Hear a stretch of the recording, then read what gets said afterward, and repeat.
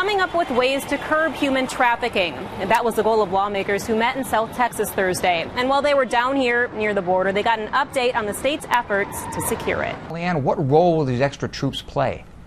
Well, Ed, it's mostly going to be about visibility. These troops won't be helping out the kids who have been crossing the border alone. Instead, they'll have their eyes on the criminals who have been taking advantage of this humanitarian crisis.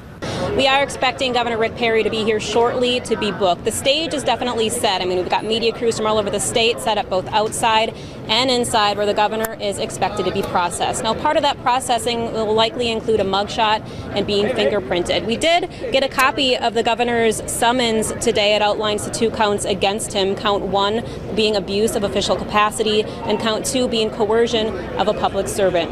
With Republican Greg Abbott and Democrat Wendy Davis really dominating the gubernatorial conversation, it's sometimes hard to remember the other folks vying for the state's top spot. Leanne, you were able to speak with him earlier today. How's he feeling going into tonight?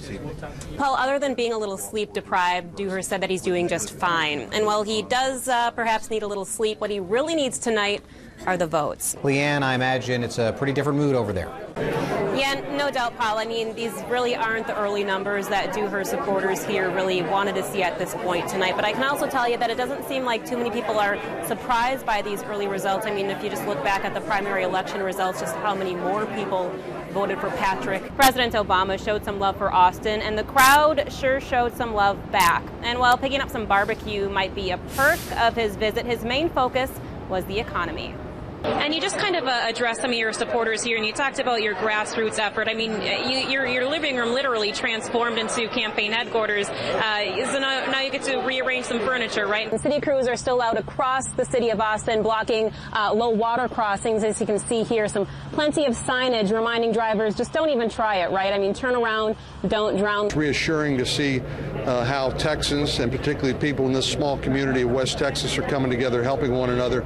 We're here to help in any way we can as well. All right, Senator, thank you so much for joining us.